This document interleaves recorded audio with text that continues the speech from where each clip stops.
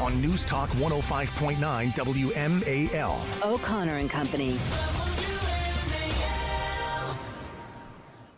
8 o'clock hour here on this Friday, Veterans Day observed, and happy Veterans Day to all. Coming up in just 10 minutes, we're going to check in with Bram Weinstein, get a preview of the Commanders game.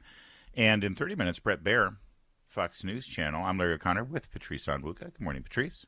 Yes, good morning. Happy Friday, Larry. Yes, and we continue our sort of post-mortem of what happened. There was some good that happened, by the way, Tuesday with the Republican Party. I know it got overshadowed a little bit. But Loudoun County, Buttigieg is gone.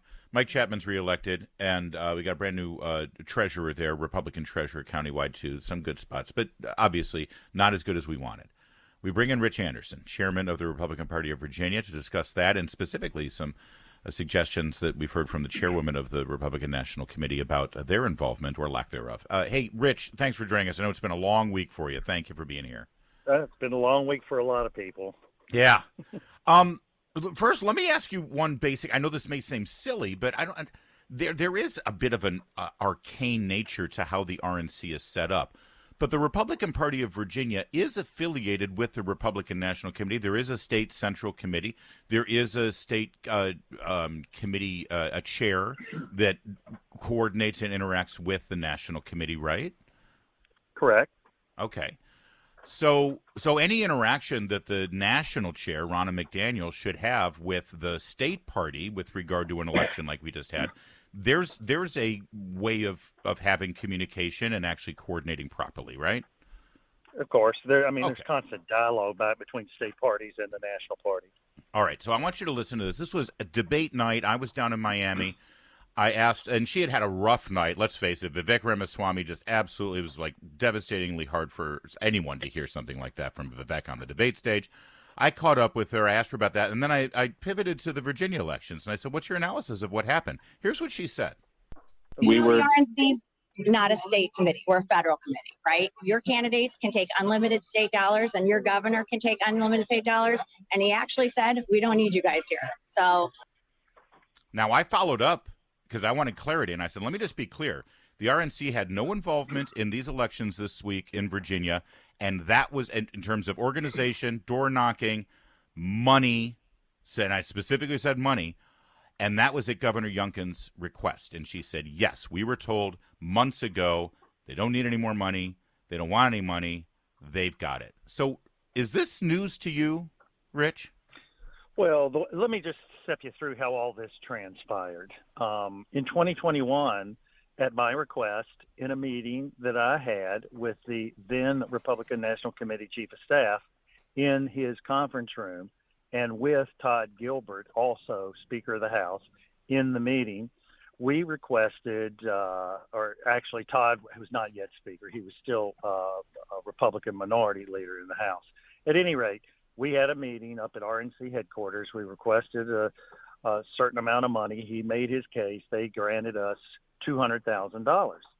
And so this year, Speaker Gilbert once again asked me if we could get another stipend.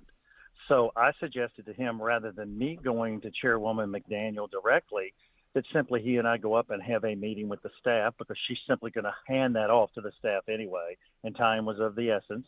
He was in D.C. a certain day. I went with him. We sat down with them. They explained to us that being a down year, it is difficult for them to fundraise because it's not a down year here, but it's a down year everywhere else. And so they declined the request at that point.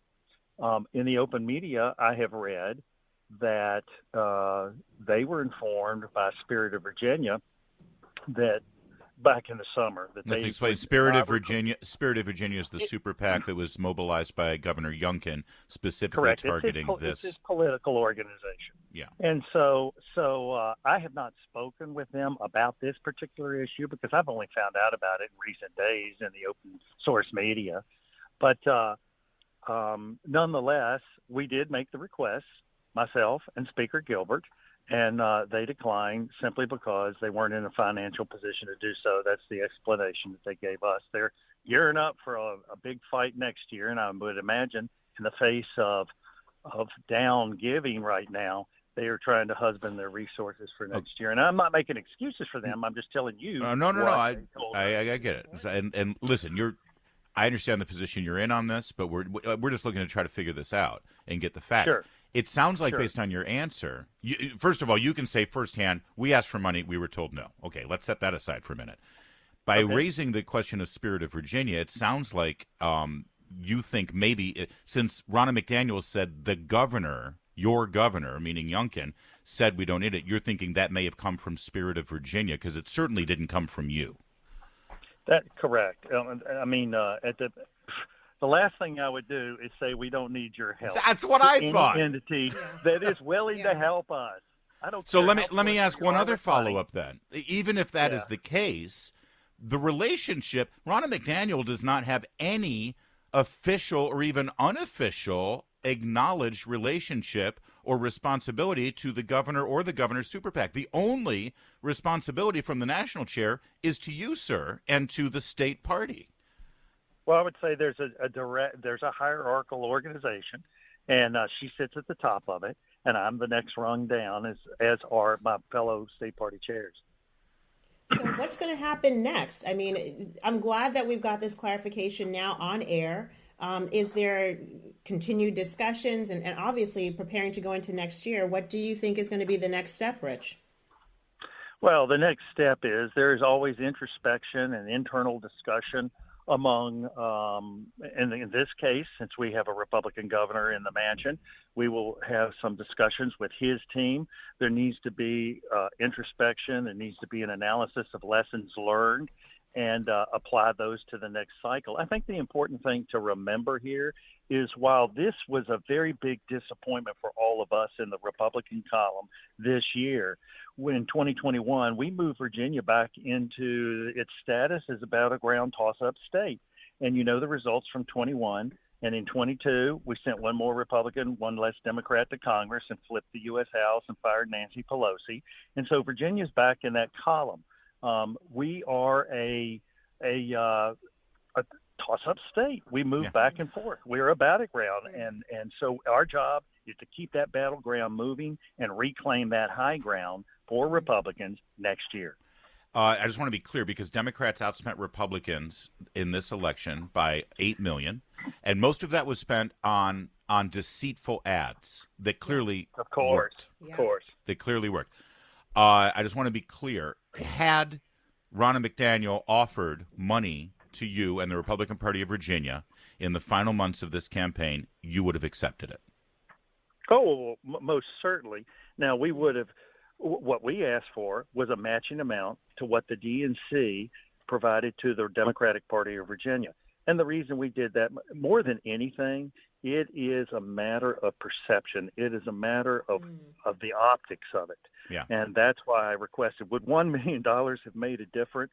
We can debate that till kingdom come. But it wouldn't have hurt, especially considering if you really look at how narrow some of these elections were on the important, those state Senate and House of Delegates seats that ended up making the difference. It was a very small number of votes. Larry, the early analysis from Spirit of Virginia, the outcome was decided in this cycle by 0.1% of 2.3 million votes cast. And that's in a state that Biden won by 10 points. So we came within a few thousand votes. So there is no need for despair. There is only a need within our party to knuckle down and discipline ourselves and win next year. I get it. And real fast, Rich, just because I need as much information, because this is not ending after our conversation, as you can imagine. This story broke yesterday morning on this show when I played that audio from my interview with Ronna McDaniel. Since then, and I know you saw it, since then, have you had a conversation with anyone at the RNC or with anyone at Spirit of Virginia about this? No, I haven't. I'm busy right now with post-election stuff. There's always cleanup stuff after this, and the state party's engaged in that. I should probably give them a call, and likely will. Excuse me, but I know it's a big story. I even see Charlie Kirk. Want to check in. Might want to check in. Say, hey, who knew? I didn't know. Did I miss an email about that $1 million? All right. Well, Rich, the bottom line is the game is over, and we've moved on. We're preparing for next season.